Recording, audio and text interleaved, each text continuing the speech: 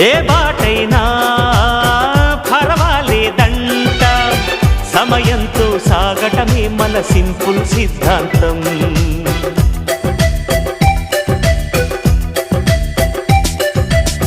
చిరుగాలికి పరిమళమిచ్చే సిరిమల్లెల వనమై ఉందాం, గగనాన్ని నేలను కలిపే హరివిల్లుల బంతెన అవుదాం.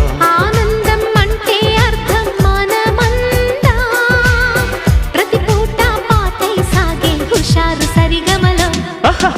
ఎన్నో ఎన్నో రాగాలుండే సంగీతం కాదా, చల్లకి నవ్వుల కేరింత.